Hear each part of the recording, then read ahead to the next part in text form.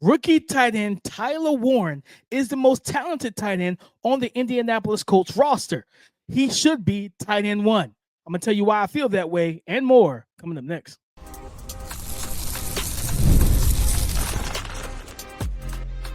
You are Locked On NFL Draft, your daily podcast covering the NFL Draft. Part of the Locked On Podcast Network, your team every day. Welcome back to the Locked On NFL Draft Podcast, your daily podcast covering your favorite draft prospects, part of the Locked On Podcast Network, your team every day. I'm your boy, Damian Parson. I'm an offensive NFL draft analyst with Bleacher Report. And thank you, as always, guys, for making Locked On NFL Draft your first listen today and every day. Shout out for being our everydayers. We have a fun one.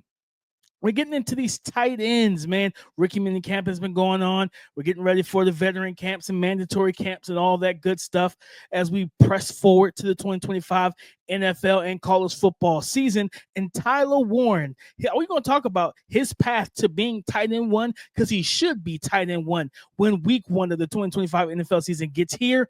Colston Loveland will jump Cole Kmet, and I'm going to build that case. And we're going to talk about Mason Taylor and Elijah Arroyo's roles for their respective teams, the New York Jets and the Seattle Seahawks. Let's start with Tyler Warren.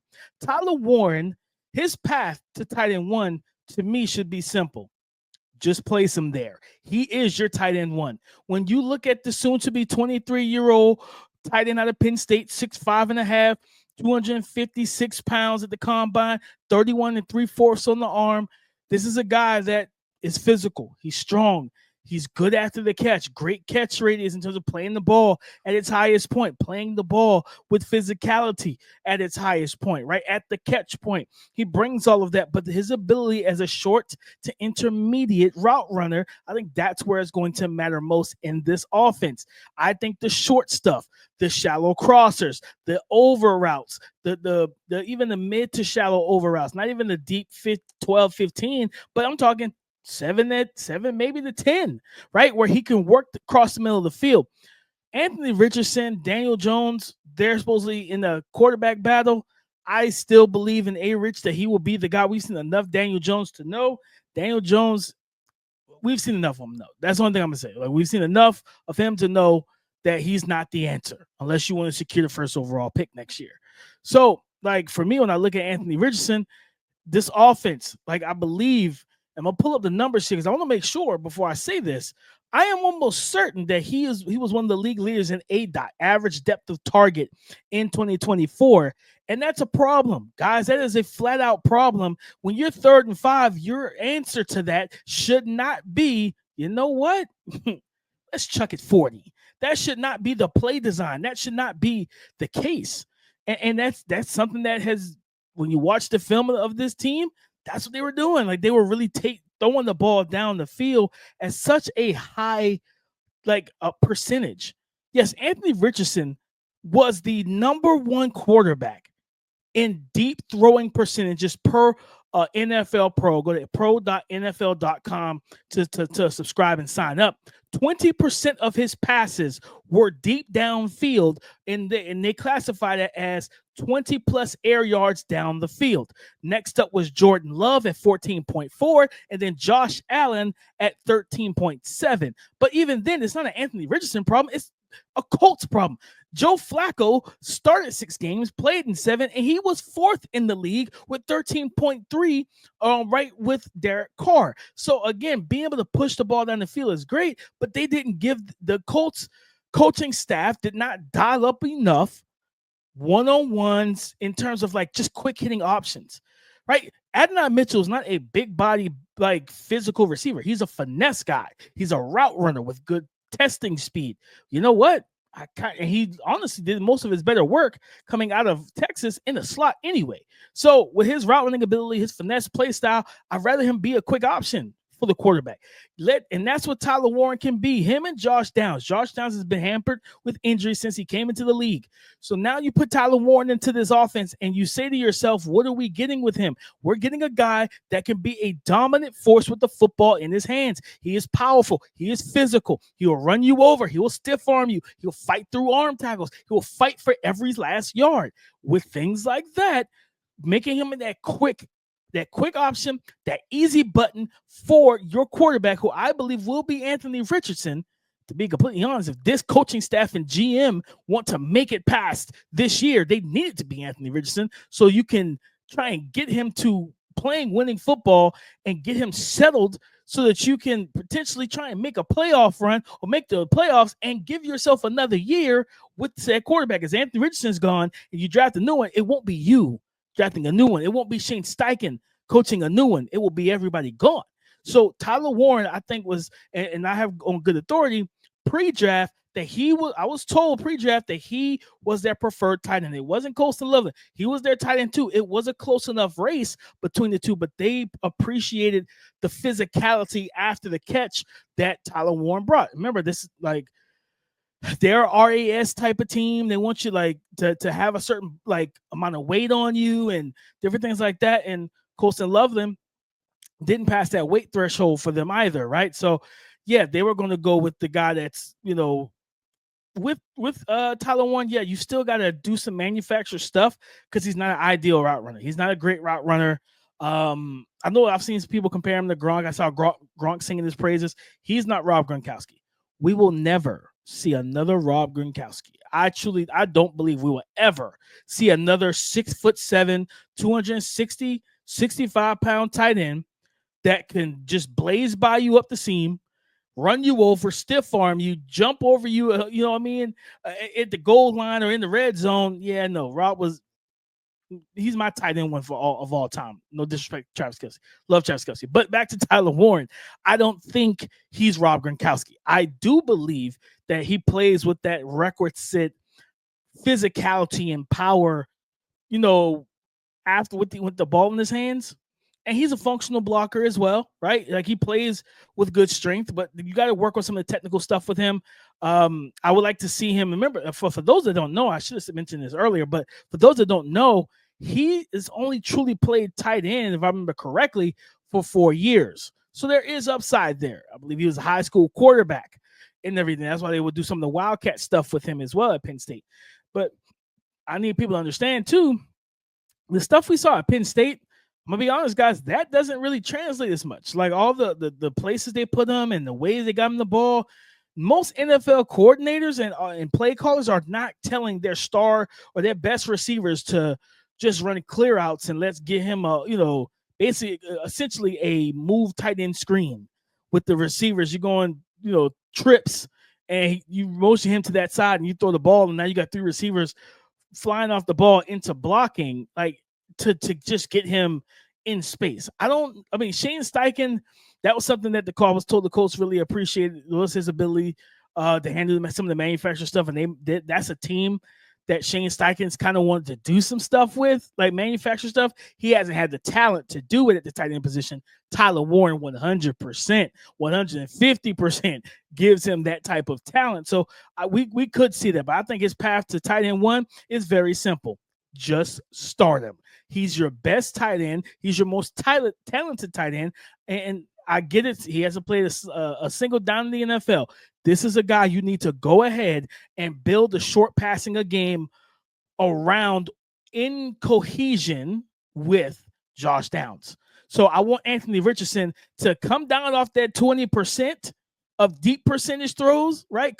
You led the league in that. Man. Like, come on. Like, we got to get out of that. Not only did he lead the league in that, he led the league in air yards per attempt with 12. Like, nobody else was over 10. The next guy was Trevor Lawrence at 9.3.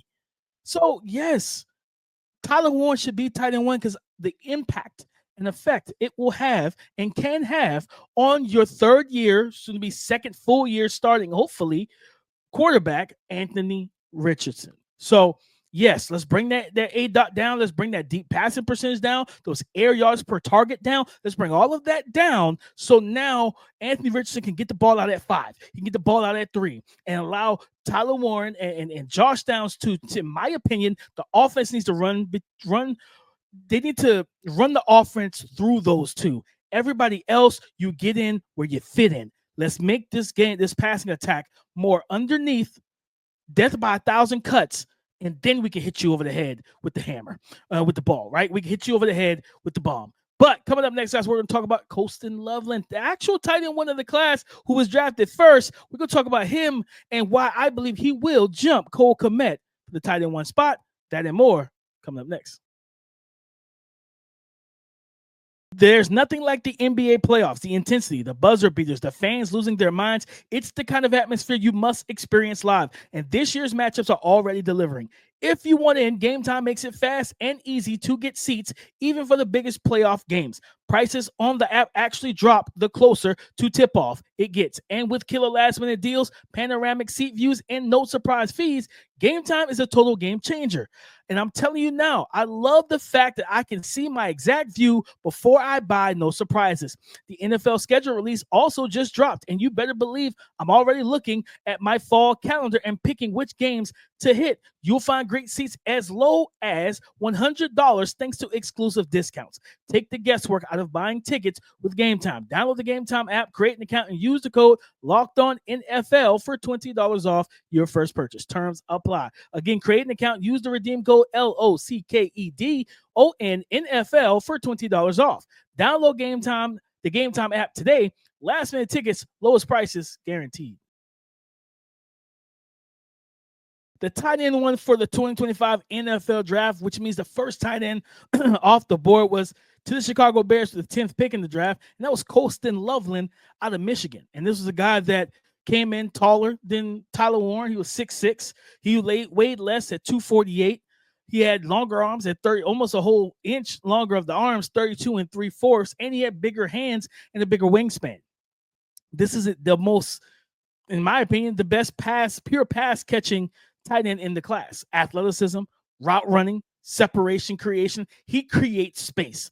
And I think that he will eventually, during his rookie year, leapfrog and jump Cole Kmet for that starting gig.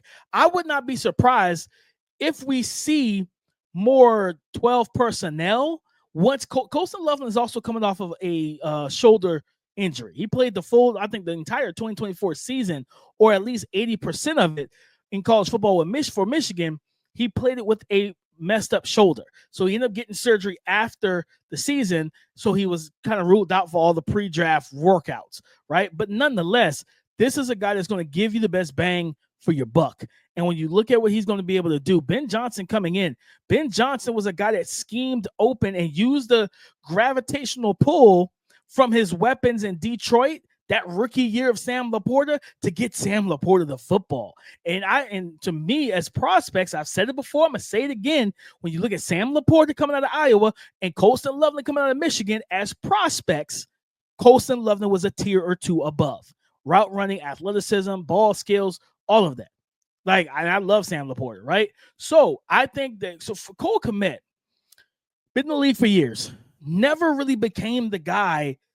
Like, he's one of those guys, for my listeners, if you hear the term hop off the bus, he's a hop off the bus guy, right? 6'5", 6'6", he looks the part, and you're just sitting there thinking, like, man, this dude, hey, like, he might be, it's one of those myths, right? Like, you think about it, as high school players, especially growing up in the South, you see a running back you see a skill position player, typically on any player, on a team that had a single digit jersey number and locks flowing at the back of that helmet.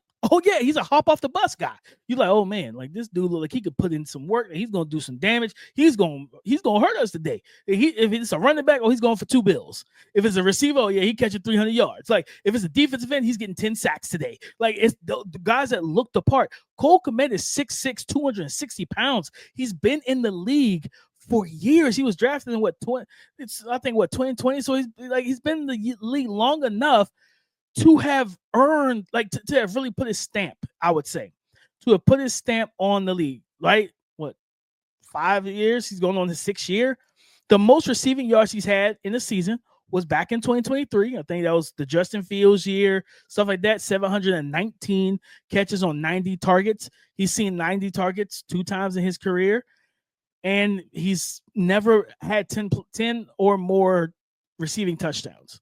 So again, I'm not that he's bad. Like, he's a good player, but I think Colston Loveland gives you much more in terms of the return on the investment, right? The return on the investment with Colston Loveland is that you can split him out as the F, right? The flex tight end. You could put him out at the X receiver spot and get him matched up. You think about all the times you watch the New England Patriots with Rob Gronkowski and all those different tight ends that they would have, or just playmakers in general, man. Like they would go two tights and come on and base. I remember that game against the Steelers in the playoffs. Tom Brady comes to the line of scrimmage, makes the infamous Jordan call, the pre-snap audible. They go split out wide, but if I remember correctly, the tight ends were at the X and the Z wide receiver spots, and the two receivers who I think were Chris Hogan and Julian Edelman, those guys were in the slot. So now you're trying to figure out, do we take a linebacker, put them outside, and match up like personnel to personnel, put their corners on the inside and the linebackers on the outside where they're not used to playing? Or do we just leave the linebackers? No, the Steelers dropped off in the coverage, in the zone. And then it was a seam route for like 20-something yards, I think, to Chris Hogan. It was a strike from Tom Brady. So that's what I'm saying. Like, you can get more flexibility and more ability, more bang for your buck. I love the phrase, if you hear me say it a lot. More bang for your buck and more return on the investment with Colston Loveland. I just think as a receiving talent, he's just more talented.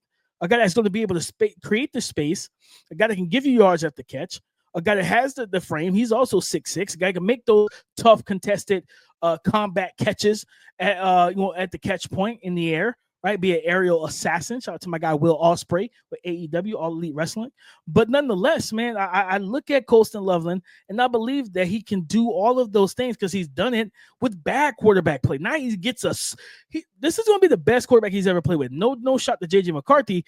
He gets to play with a guy that has the improvisational skills, that has the arm talent, who can be accurate, who throws with a ball placement, in a Caleb Williams with Ben Johnson calling plays. Right. So, and then you're not even the guy that teams are going to key in on because you still got Roma Dunze, who they drafted last year, top 10. You have DJ Moore, who they basically, because they won that trade with the Carolina Panthers easily, right? Get all the picks. You got Caleb Williams, you got DJ Moore, you got a lot of people out of this trade.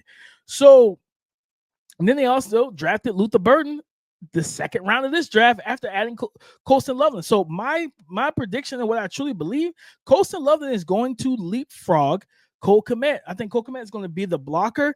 He's going to help him in that regard. But when they want to go 11 personnel, I don't see a reason that you can even make an argument if they're both healthy. I'm going to play Cole Kmet over Colston Loveland. I don't particularly see a reason for that. And for me, it's simply this too. I want all my young pieces to develop with my young quarterback. I want that chemistry down pat.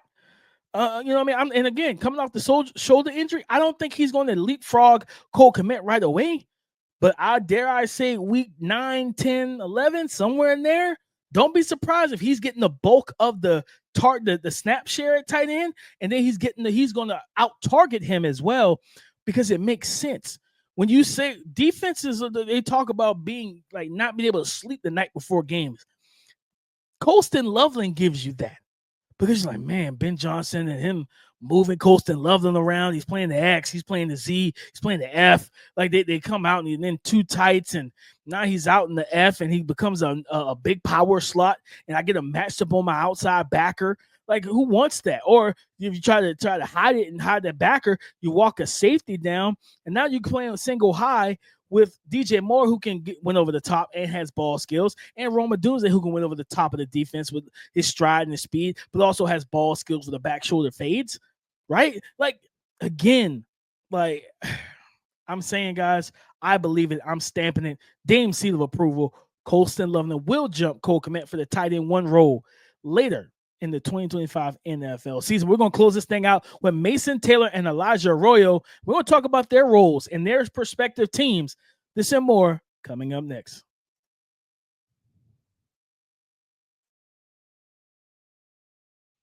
Thank you for making Locked On NFL Draft your first listen today and every day. Shout out for being our everydayers. Mason Taylor, the tight end, who coming from LSU, now the new tight end for the New York Jets with their new quarterback, Justin Fields. I think his role is going to be, I think he's going to eventually be the starter. And dare I say this, because I'm pulling up their depth chart here at tight end. I wouldn't be shocked if he's the starting tight end. Now, tight ends there's a learning curve and all type of stuff like that. But let's listen to these names. Jeremy Ruckert, the 6'5", 250 blocker, typically. I think he was more of a blocker coming out of Ohio State. Stone Smart, who I believe was with the Broncos. He's like 6'4", 226. Zach Kuntz, who I liked Zach Kuntz, but he's about to be 26. He's 6'7", 251, ran a 4.5 out of Dominion, Old Dominion. I don't see him having a big role, maybe. I don't, honestly. Mason Taylor is 21 years old, 6'5", 255, and we saw him down in Mobile at the Senior Bowl, and he was a difficult cover. He's best way to describe Mason Taylor as a player, steady Eddie. He's just steady across the board, good across the board. Does he excel in anything? Is he more of a jack of all trades, master of none? Sure, if you want to call him that. I think he's a good player, though, and I think that his ability. Again, I talked about Cole Kmet, and his best year came when Justin Fields was the primary starter in 2023 for the Chicago Bears. Justin Fields would get the ball to his tight ends.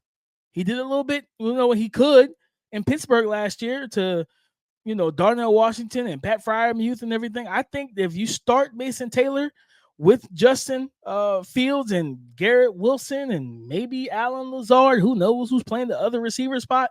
You got Breece Hall. You have Braylon Allen in the backfield as well. Yeah, I'm just going to be honest with you. It makes a whole lot of sense.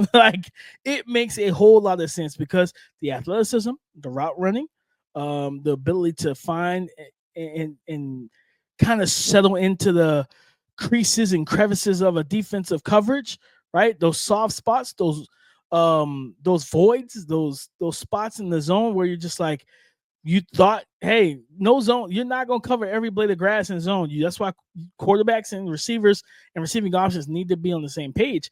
But I definitely think that Mason Taylor has that ability and that upside to be a steady Eddie 70, 80 target type of tight end with somewhere between 700 and 900 yards receiving.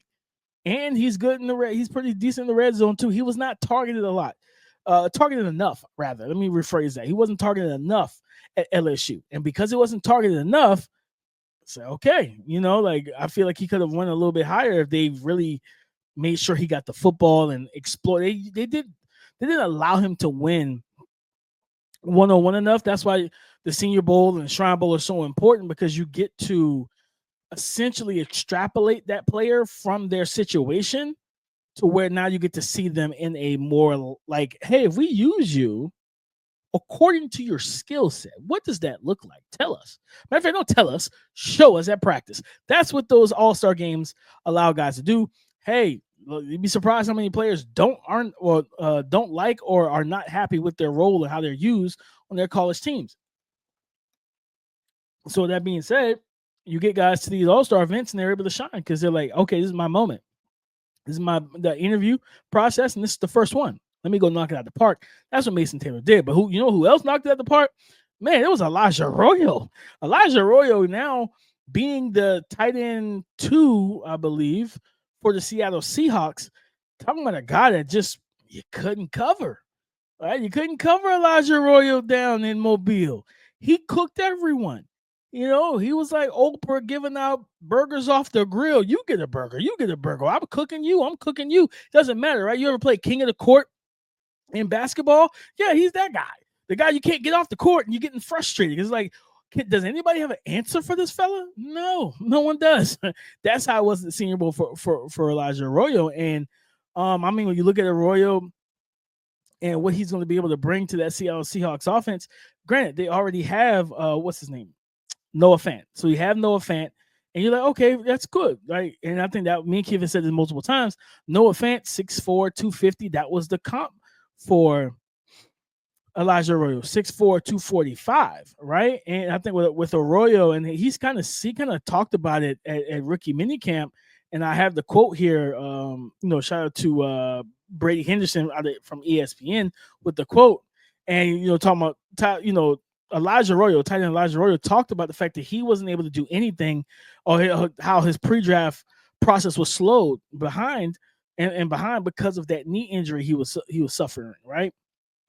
He was dealing with a knee injury. He didn't run the 40 at the combine or at his pro day because of that knee injury, but he is expected to be 100%. And they asked him, like, okay, well, what would you have run if you were healthy? He said, based off the GPS speeds, I'm paraphrasing. At the time, he's actually 6'5", 254 now. He would have ran the 4.52, 4.53 based off the GPS speeds. So again, with Elijah Arroyo, his ability to then come in as that pass catcher, that one-on-one winner, that mismatch creator who can then also be a space creator with his routes.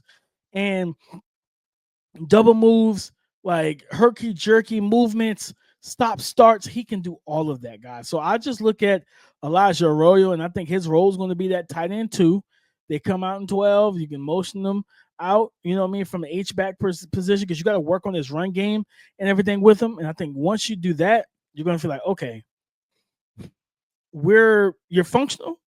You're playing with strength. We've gotten you a little bit stronger, actually. Good. That's all I need. Again, Travis Kelce probably bottom 15 in run blocking by true tight ends, right? Like, he's not the mauler. He's that guy that sets the screen on the basketball court. He's setting the screen. He's going to screen you away from the ball. And that's just what you need. That's truly what you need from tight end. You don't need to be Rob Gronkowski, right? If you can be, great. That's a great thing. But you don't have to be. And I think that is the key to it all, right? You don't have to be that guy. But guys, that is our show. Happy Friday to you. Have a great weekend. Stay tuned to all the news and just be on the lookout, guys. We're getting ready to ramp up to the 2026 Summer Scouting Series and everything with me and Keith. So be prepared for that, guys. But as always, go subscribe and follow for free on YouTube, wherever you listen to podcasts, to get the latest episode as soon as it is available. Thank you for making Locked On NFL Draft your first listen today and every day. Shout out for being our everydayers. Come and join the conversation again tomorrow on Locked On Podcast Network, your team every day.